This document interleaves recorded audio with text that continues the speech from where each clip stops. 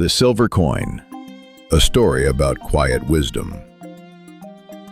In a distant kingdom, nestled between mountains and rivers, there lived a minister, known far and wide for his brilliance. He was the king's most trusted advisor, a man whose wisdom shaped the nation. People from all over came to seek his counsel, and the king never made an important decision without his input. But in the shadows of praise, whispers of envy stirred.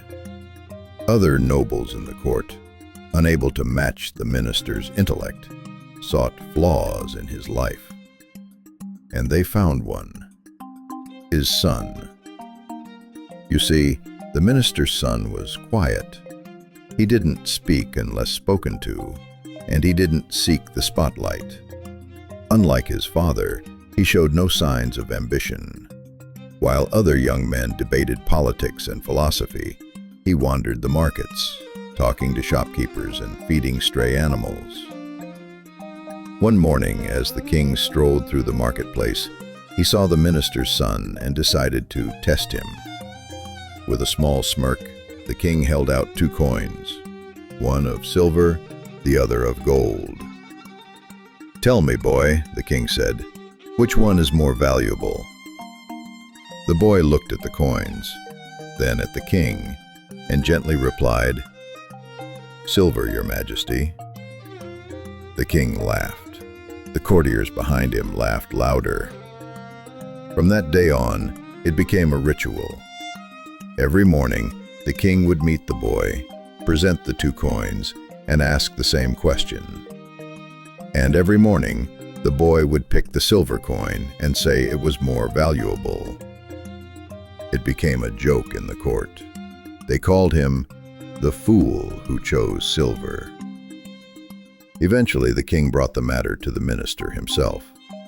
"You're the wisest man in my court," the king said.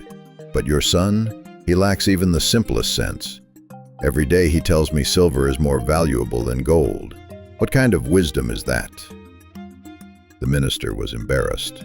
Though he trusted his son, he couldn't ignore the ridicule. That evening, he returned home, sat with his son, and asked gently, "My son, which is worth more, silver or gold?"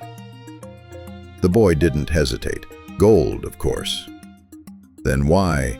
his father asked, his voice tinged with worry. "Do you tell the king otherwise? You've made me the subject of laughter in court." The boy smiled and said, "Come with me." He led his father to his small room and opened a wooden chest at the foot of his bed. Inside, stacked neatly, were dozens of silver coins. "These," he said, "are the coins the king has given me." The minister was stunned. "You mean every day?" "Yes," the boy nodded. "Every day I choose the silver coin and the king laughs. And then he leaves, entertained. But if I choose the gold coin, the game ends. He'll stop asking, and I'll stop earning." He paused, then added, "I don't mind being called foolish. I don't need applause. I just need to know what I'm doing makes sense to me."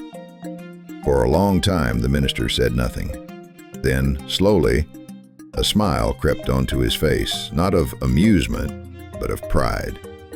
He realized his son had learned something deeper than what schools or courts could teach. He had learned the art of patience, the power of humility, and the wisdom of restraint.